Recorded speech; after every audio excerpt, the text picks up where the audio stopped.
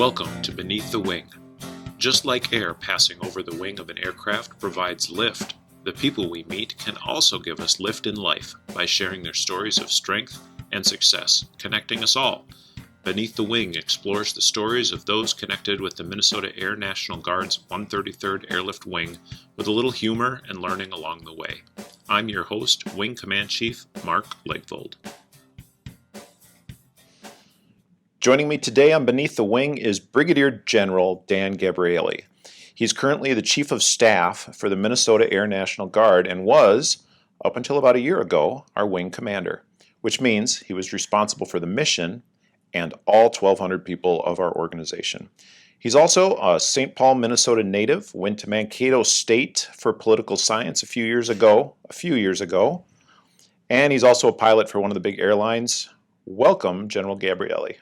Well, thank you, Chief. Thanks for inviting me in. This is both exciting, it's an honor, and it's a little intimidating with you hosting. I just don't know what to expect, but it's the I'm haircut, kind of excited, right? Yeah. The great unknown. Okay. Well, we're gonna get into it and learn a little bit about you and have a little fun along the way, like I said. So, Chief of Staff for the Minnesota Air National Guard. What is it exactly you do here? I've been asking myself that every day, Chief. No, this job is unique in that it is not, for people who know the term, a G-series position. I have no command authority. I oversee the two airlift wings and the Joint Force Headquarters staff. My job is to facilitate and support. The wing commanders and their subordinate commanders are, and people have probably heard me say this, they are the commanders of the people in the wing, the G-series commanders. And I am there to say, what do you need from me? How can I support? Okay, so maybe some mentorship and guidance if asked, but I'm very much about autonomous leadership, and I'm there to support. So if I can facilitate anything using my rank, I'm there for them. Was it hard to step away from being a wing commander where you had all these people that you cared about and then move into more of a advisory and supportive role? And what was hard about that, if it was? I would say there's two aspects that I think were difficult about that. First of all, I mean, don't get me wrong, I love the position. I love being able to do this for the wings and stay involved. Like I said, hey, if I'm still in, I'm happy. You're going to have to drag me kicking and screaming out of the Minnesota Air National Guard, and they probably will.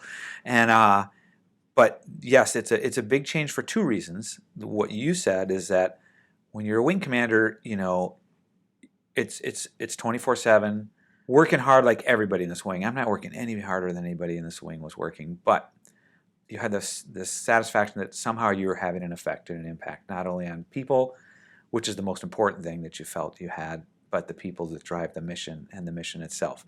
And being able to affect that using all your leadership and the airmen in your decision-making process. And I really enjoyed that aspect. To step away from that where you don't have any sort of a role in decision-making, but you can guide based on your experience, because that's all you really have in the end. You might have some natural intelligence. I hear some people have that, but a lot of it rests on experience, and people can learn from your experience. Then they don't have to make the same mistakes. We all learn from mistakes, but if you can learn from somebody else's mistakes or things they've been through, that's all the better, and that's what mentorship is, from people who've had experience. The second part that I miss is more the full immersion in day-to-day. As you know, I'm in a traditional role now, and that was like, you know, it felt like going from 100 miles an hour down to 25 miles an hour. Traditional guard meaning you're 1 week in a month, like what people would consider the guard service is like, right? Right, and you get, you know, your drill periods, your you know, you might have some meetings and conferences, TDYs, and you get, I think, 60 days as a general officer down there. So there is a substantial amount of days you can do, but like I said, going from 100 miles an hour as a wing commander to I'm still busy with my life as an airline pilot and a general officer. I'll tell you right now that being in the Air National Guard is much more fulfilling than the civilian career. I love the civilian career, but it's more of I get to see the world and meet cool people, but you have that feeling it's not as selfless as the Guard is, and there's nothing that can replace that. So from going from a full-time position to that has been a challenge. And as everybody may remember, the last year I was a wing commander, I was working for the airlines and doing the wing commander job, but I was still engaged, and that got that fulfillment. So This is just a little bit of a different change of pace, detaching more from that full immersion into So I'm going to guard. ask you the dumb hard question, and Yeah. that is it good to be a general?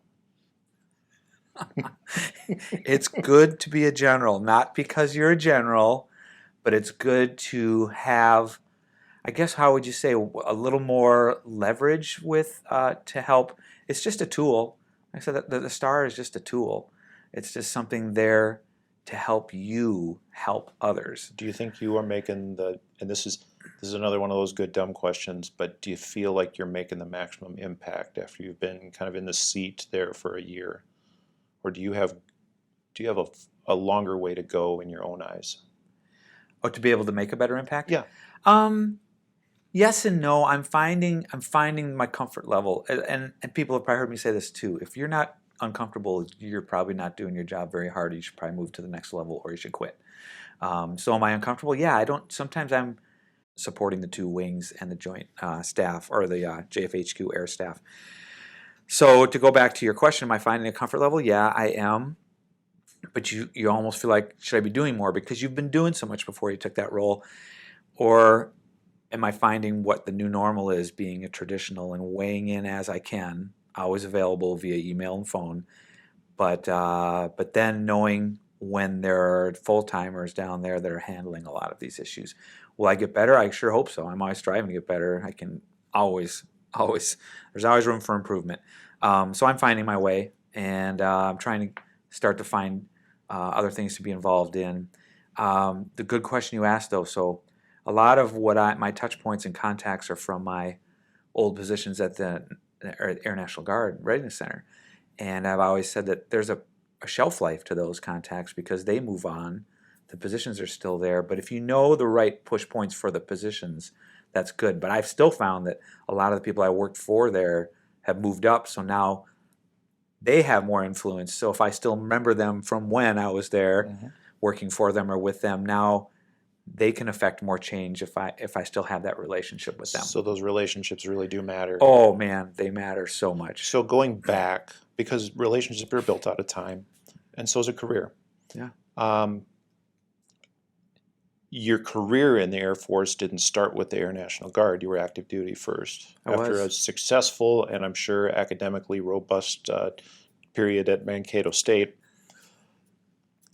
I went there too, so Did I see a smirk on your face? Yes, it was a smirk. It was good. It was when it was Mankato State and not Minnesota State. Mankato. I understand. It was when it was cool. Back when it was cool. Now it's too elitist. For any alums or current students listening to this podcast who are going to Mankato, don't worry, it's still cool. It was a party school back then. Did you party a lot? Okay, so here's what I have to say about Mankato State is, with my experience, I went there, and here's how old I am. I went there from 80 to 84. To 86, right? 86, yes, because I took a year off. Good point. Good catch there. I was on the 5-year. I took a year off and worked back in the cities after my freshman year and then went back. But I will say, here's the thing about Mankato State. I found that in the early 80s, either people put in 2 years there, then moved on to another college, or a lot of junior college people came there after 2 years. I felt there weren't as many full 4-year people. And I think that I'm going to self-confess I don't consider myself a partier. I was unique, and I went to college with 2 guys that I went to grade school, kindergarten, high school, graduated with them, and we all, 3 of us, lived together all through college. So the answer is really yes, you partied a lot at Mankato. No, right? I think I was engaged in the social life there, but even at that age, I was not a person that could party for a very long time. It might be one night a weekend, and it was fun, and then I was sleeping and studying the rest of the weekend. Fair enough.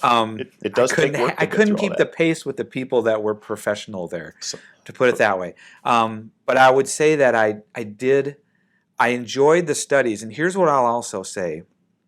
And here we are, me and you, Chief, talking about Mankato, almost a little tongue-in-cheek. But I'm going to tell anybody that goes to the state schools, and or if they go to private schools, this has been my experience. And I'm just going to throw this in here. My senior year, I went out to London, and I did an internship in the British Parliament, working for Member of Parliament. Went to the University of London for a couple of schools because I was that state school kid, and I wanted to break out my senior year and do something exciting.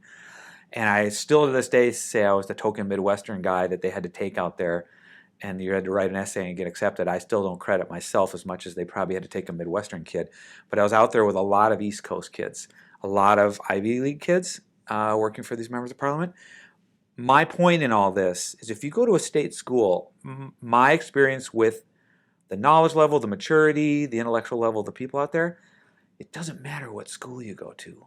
You can read a book by Henry Kissinger or Warren Christopher, or you can have them teach you the class at Harvard and then talk to you in person. But you know what? The book is just as good as hearing them in person.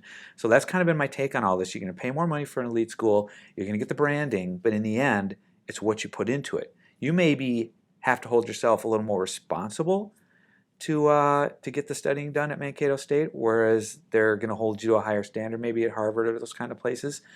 But you're going to get the exact same education out of it. You may just have to buckle down. So I know it's a long way around, but I know we were kind of tongue-in-cheeking the whole Mankato State thing, but all I'm saying is I got a darn good education out of there because I put in, what I got out of it. And, Absolutely. Absolutely. So putting in what you... So back to your original question. I maybe had some beers once or twice a weekend, Fair but enough. I could not keep up with that crowd there, and I actually at some point decided I have got to get through this school and get done and get out of here and move on with my life. So speaking of that, you finished your career at Mankato State in '86. Yes. Healthy, sober, with a degree, and you left for active duty Air Force. I did. Why did you choose that? Okay, so another thing. This is old Dan who sometimes he doesn't look farther than 2 feet in front of his face into what he wants in life. And I always thought military airplanes were cool. It was cool to see military planes. I thought, back in my mind, that'd be kind of neat, but I'm not one of those kids who want to fly since I could walk. So I was very interested in law school. So when I got out, I just got a job. And poli-sci was not the greatest major to have to just jump out I think in the world. poli-sci is a great major to And have. it's a great major to go to grad school Sure. or whatever. And then after the internship, I would kind of explore working for some local Congress people, but I just wanted to move on a little bit. So anyway, got a job with a title insurance company as a courier delivering mortgage packages to banks for 2 years, and then I became a mortgage closer. Then I just did title examinations, and then the owner and myself became good friends. He encouraged me to go to law school, took the LSAT, enrolled at William Mitchell. At the same time, I applied for pilot training, got accepted by both, and decided I don't think I want to go back to school right now. So I went to pilot training as a 26-year-old, entering the Air Force, going to officer school. So and you went and flew C-5s. Initially, out of pilot training, I flew T-37s Sure. as an instructor pilot at Williams Air Force Base, then Vance Air Force Base, then C-5s for 3 years. So 10-year active duty. Correct. Awesome. Went through Altus Air Force Base, which was my first duty station. Yes. Because that's where everybody goes to learn how to fly C-5s. That's right. Awesome big plane. Does it fly like a T-37 little jet, or They does it all take a fly little the more? same. If you put the runway halfway up your windscreen and runway threshold, it's going to land the same. I went from the smallest airplane to the biggest airplane in the Air Force. Yeah, C-5s were fun. You could see the world. You could do a lot of stuff, but it was a maintenance nightmare back then, and you broke a lot. And it became the running joke. But it could haul a lot of things, which made it very efficient in that respect. But yeah, kind of a maintenance nightmare. Enjoyed it though. Yeah, for many reasons. Fun plane. Awfully loud, especially when they were running that thing right outside of the fire station at 2 o'clock in the morning. Not as fun as a C-130 though. I believe you. What's the difference? Because the C-130 does so many more things. It's so tactical. So we stay busier here at our C-130 unit than I will say that when I got out in 98, came to the Guard, went to C-130 in school in 99, I just got back, and guess what happened? The Balkans, Kosovo. I went on my first deployment in my whole military career. I flew T-37s, those 9 to 5, take the jet on the weekend. I used to fly up to Minnesota from Vance all the time, and Vance Air Force Base in Oklahoma, and land in St. Paul with another guy from Minnesota, and we'd go see our families. It was like a 9 to 5 flying instructor job. C-5s was like an airline. You didn't deploy because the asset couldn't stay off base for too long. You go back and forth on trips. I get in the Guard, at that time. What year did you join the Guard again? 98. 98, okay. So 99, I get out of C-130 school, and boom, Kosovo's going on. We're going to Ramstein to live for a month and fly missions out of Albania and all sorts of places. And I came home and I told my wife, I feel more active duty now than I ever did in the active Do you think the duty. Guard is the same way now? Do people still have that same kind of mentality where we are just as relevant and just as busy as the active duty? Well, no. So I mean, this was just sort of the end of. I felt that way just because the aircraft I flew in the active duty weren't really deployed aircraft. If I flew C-130s active duty, I probably would have felt I probably would have deployed a lot. But coming out in '98, we all know what happened in 2001. That was the watershed where we became strategic reserve to an operational reserve to an operational force. So not many people even know the Guard that I knew when I came in '98. Yeah, I had that deployment to Kosovo, but then it kind of slowed down and felt more like it was the Guard that people probably recognized at the time. But then right from there, 9/11 happened and it was never the same. And I will always say that people that came in, I so admired, and I've said that a million times, is the people that came in post 9/11 are owed so much respect. I'm not saying that people like me or other people wouldn't have come in under wartime circumstances. But they came in wartime circumstances knowing that the Guard wasn't the same Guard anymore. They were going to deploy. They were going to be activated quite a bit. They were going to have to sacrifice for employers, but they still did it. It's so incredible now that they've hit 20-year careers, some of those people that joined after 9/11. Mm-hmm. Isn't that amazing? We're getting close. We're losing them to kids retirement. at the time. And, yeah, so respectful of those folks, and they never knew a different Guard. They never knew. There's not too many of us remember the other Guard. So the difference, it impacts more than just the person that's serving. And you mentioned you got into the Guard, and you were talking to your wife about the difference between the two. Maintaining that balance between Guard and work, flying for an airline, and home and family. And you've maintained all of that stuff, and that's an incredible load that everybody in our organization at one point in their career has to carry. Your wife had the perspective of you flying like an airline pilot for the active duty, and now, boom, you're in this part of a completely different mission set. How did you do that? And what were some of the challenges, and what did you guys learn together as a family? Well, people have heard me say this before too, but when you're in the Guard, you have certain disadvantages and certain advantages compared to active duty. We happen to be a family where both our families were in the Twin Cities. So Ann was taken care of when I went on deployments. Active duty has that support network because everybody's from somewhere else, but especially if you live on a base housing, you're there to support because you all have shared experiences. You know what's going on. You're supporting each other. Here, the great thing is we had our families around. But the interesting thing that was kind of foreign is the families didn't really understand as much as your military friends if you're active duty. But they were there for the support. So that from that aspect, we were very lucky. Some people might have come to this Guard unit and moved here from another place where their families are not from. And man, they would have had it tough. They didn't have the military community, and they didn't have the family community. Now, yes, there's a Guard network of families, but we all know that's very hard to maintain in the Guard when everybody's spread out. But I also will say, you talk about maintaining the airline job and the Guard job. I've always thought that it used to be in the old days, if you were Guardsman, you had your quarter of a career in the Guard of your time it takes up along with a full-time career. After 9/11, I became a half to 3/4 of a Guard career and a full civilian career. So you're doing 1 3/4 careers, I always said.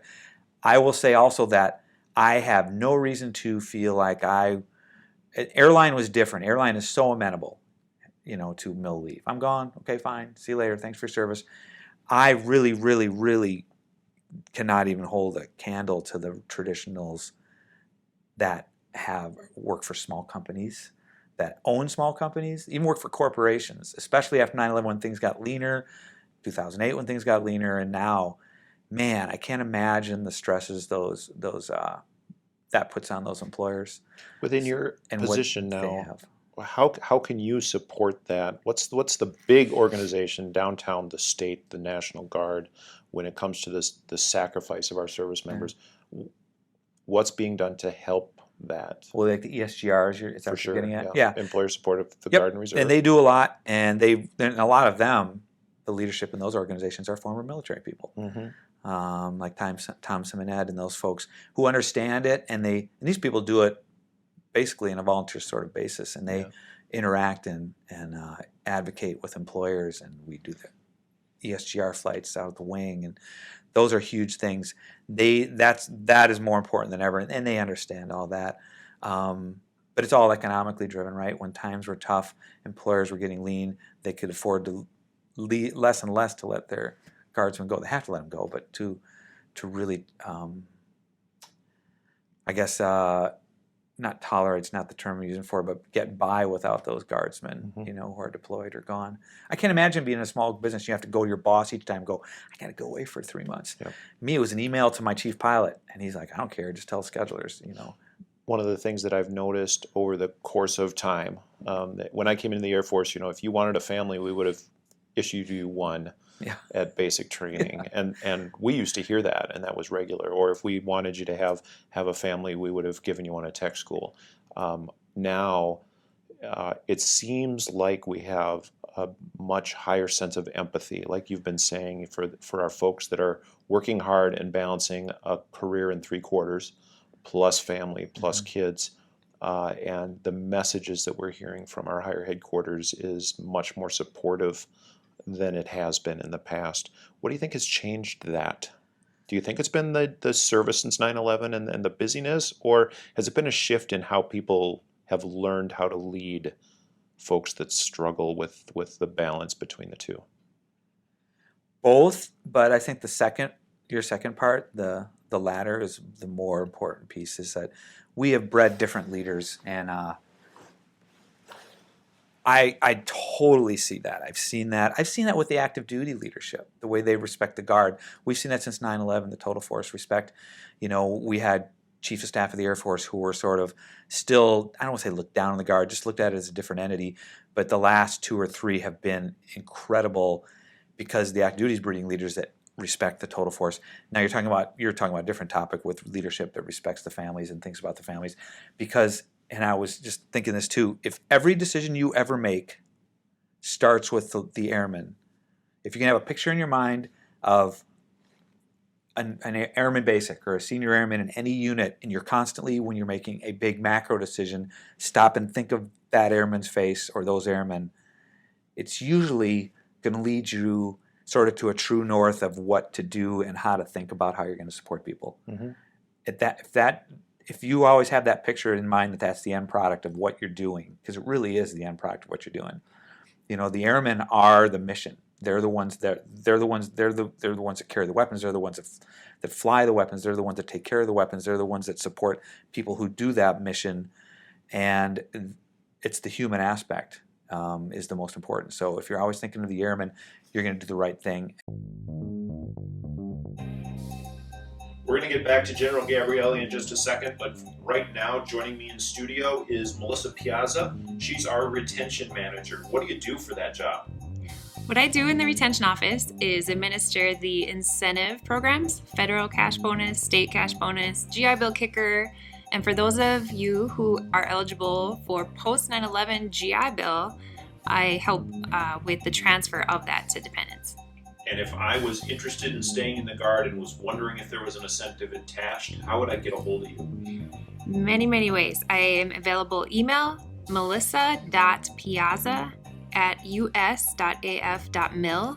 That's Melissa, MELISSA, .pizza with an extra A in the middle, at us.af.mil, or via text-friendly cell phone, 612-437-3514.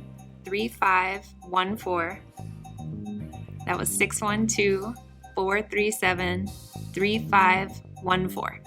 Cool. And do all jobs get a bonus right now? What are some of the top ones that do? We have a lot of maintenance positions on the bonus list currently. The end of the fiscal year is quickly approaching. So on October 1st, I expect to hear an edited list. So stay tuned. We've been talking with Brigadier General Dan Gabrielli before we went on break. So thanks for sticking around with us. And General, thanks for continuing our conversation. I appreciate it. My pleasure. So second half of the podcast, after our little break, and you were talking before we went to break a little bit about some of your experiences, and the impacts that the mission and all that has had with the airmen that we serve, the people that we serve. And I guess the one last question just to round out that part was, when in your career, you mentioned, if you make decisions and you think of the person that it's going to impact, you usually will go well. It'll usually go well for you if you're a leader. You started out as a lieutenant, with a brand new college degree and a little bit of life experience. But what impacted you to come to that type of philosophy when it comes to leading people? Well, that's a good question. I think a lot of it is I always say this, is being with the people as much as you can. I mean, you're with them at the ground level when you come in. You're with your cliques and your compadres in the squadrons, and you form your own cultures. But then as you start to move up the leadership ladder, you're a little more isolated from the airmen. And it's when you can push away, like General Goldfein always said, the best push-up you can do is away from your desk and go talk to them.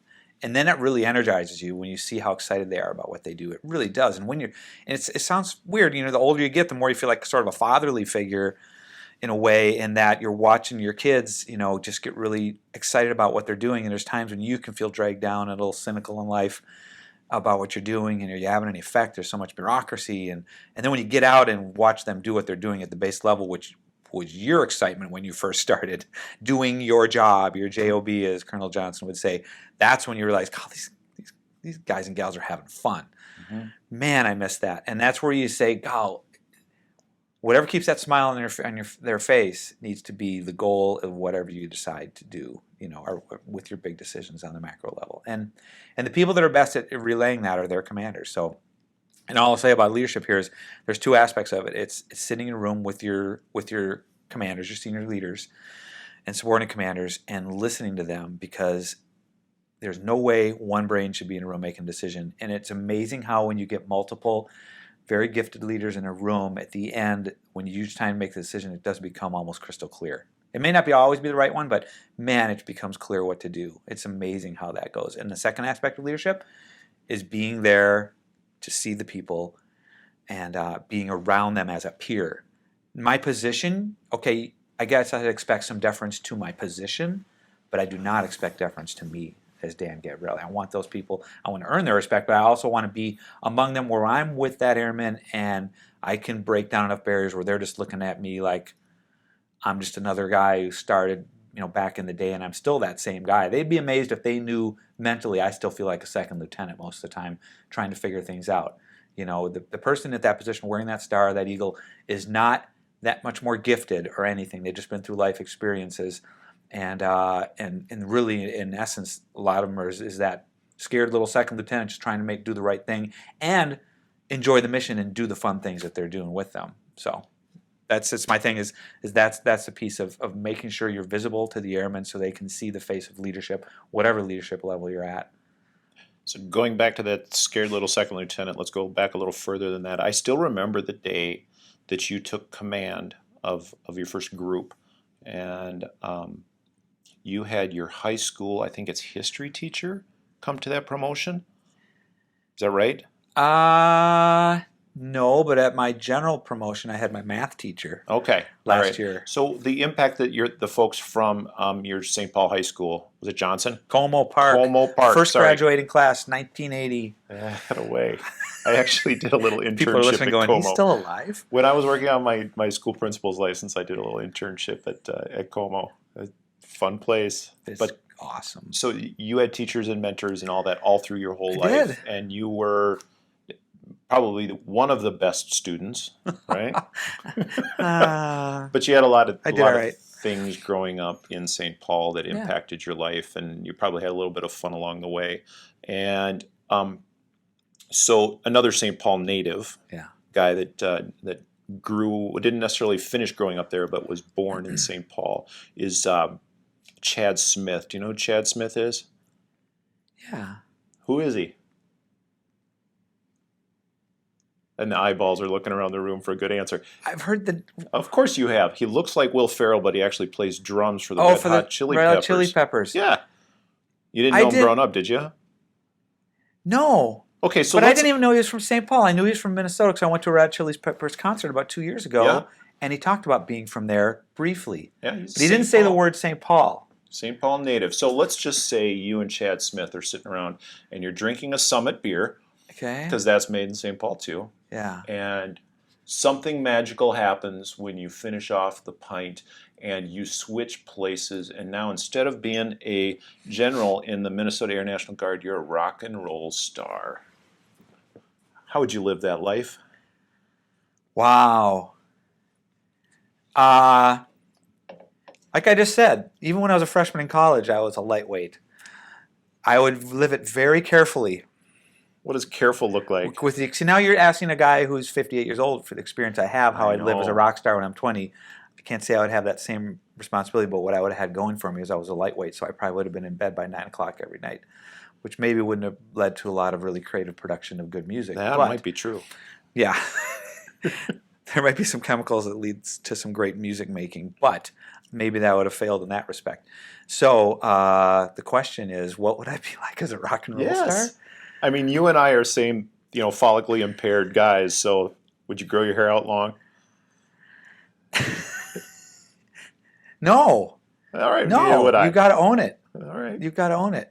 Be aerodynamic, like we For are. sure. Yes, that's your question. I think those people that do that, have that life, probably derive a lot of excitement and energy from being around people, and hopefully trying to have an impact on lives, doing what they do without hopefully destroying their own. Absolutely. Yeah. A drummer of the people. I am a huge, huge music fan. Maybe that's why I asked that question. But I love rock, blues, everything. So that's that. I did not expect that question at all. Well, that's one of those surprises. I would and hope that I shockers. would be lame lifestyle like compared to other rock and rollers, but I would be. I would love to have the talent to be able to create music. Wouldn't we all? Yeah. Creativity is a part of what we do, though, out here. Even though It people is. think of folks like us in the military, wearing the uniform, standing up straight and in formation all the time, is creativity a big part of what makes a successful person? Absolutely, it doesn't matter. Like you hit it on the head. Here we're talking about rock and roll. I wish I could be creative. Like they have some sort of sole license on creativity, but absolutely everybody uses creativity in everything they do, or we wouldn't adapt like we do.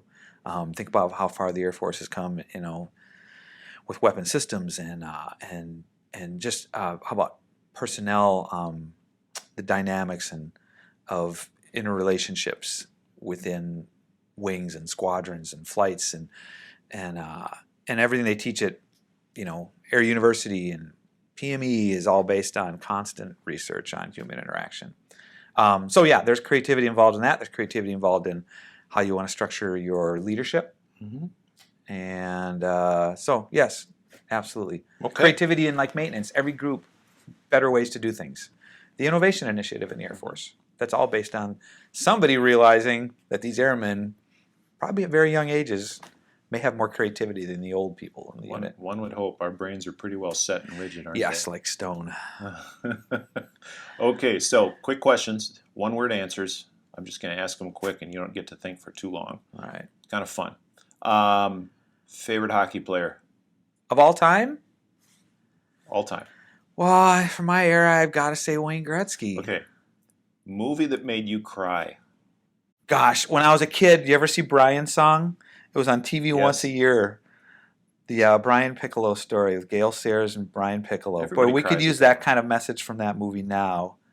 That was probably the first one that ever did. Okay. If you're listening to the podcast, you need to go see Yeah, Brian's song. I- It'll make you cry. 99% of people that heard this will have to Google that movie. True. What makes you laugh? Pretty much everything. Bon Jovi or Lady Gaga? Gaga. Wow. Isn't that weird? That threw you for a loop there, didn't I? Favorite Italian food? Linguine and clams. Did you grow up eating that? No, that's a developed taste, I think. All right. But pasta in any form. What's one thing you really want to get done before your time in the military is over? I thought you were going to say before I die.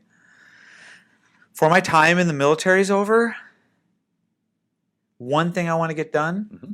is try to get everything I can done before I leave.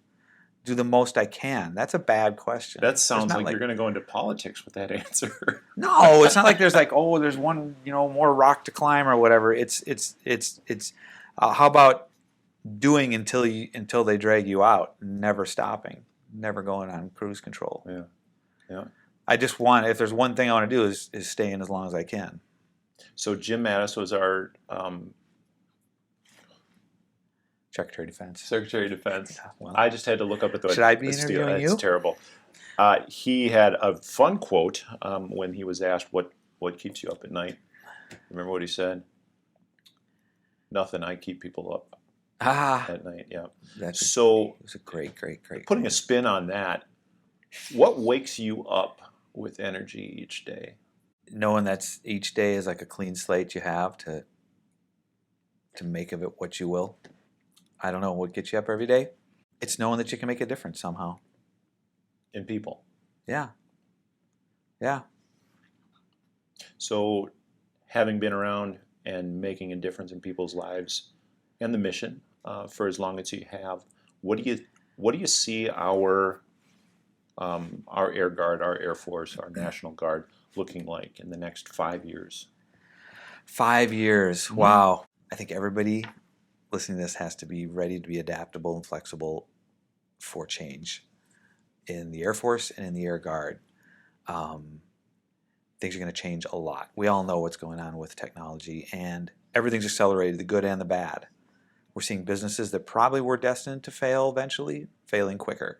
We see technology that was going to evolve, evolving faster, especially as it comes to virtual meetings and what we're doing in society. So we're seeing a lot of things accelerate, and I think the pace that, not quite related, but I think military and the Air Force in general, hey, we've been such a highly, highly technical, professional force that we're cutting edge in everything. We got a space command now. I mean, I can't even see that far ahead as to what it will be, but I know it'll be different. It's going to be way different, especially 10 years. Is that what you're talking about?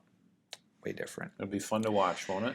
Yeah, and you've got to be adaptable, and you've got to be creative. I think I said it in one of our one-word responses. If you're not having fun and you're not laughing, then you're in the wrong line of business. And like you said, almost everything makes you laugh. If you look at it the right way, almost everything makes me laugh. I mean, this interview makes me laugh. We've had a good time. We've been talking with Brigadier General Dan Gabrielli, and it's been a great time. Thanks for sitting down and talking with me for a little bit today. Thanks for tolerating me. Likewise. I could go on forever. It's just been good fun. It's just been called two bald guys in a room. Maybe when we're both a little older and not wearing a uniform, we could just do that. Two bald guys in a room. Two bald guys in a room. We'll have to have a summit or two on the way. Yeah. Or something. Next time on Beneath the Wing, I will have a guest joining me named Belle Anjanda. She is a senior airman and works in the Aeromedical Evacuation Squadron. She is also a first-generation immigrant from Cameroon, and I'm really looking forward to hearing her perspective on what it's like for her beneath the wing. So I hope you join me then. And again, thanks, General Gabrielli, for joining us today. It was an honor. Thank you.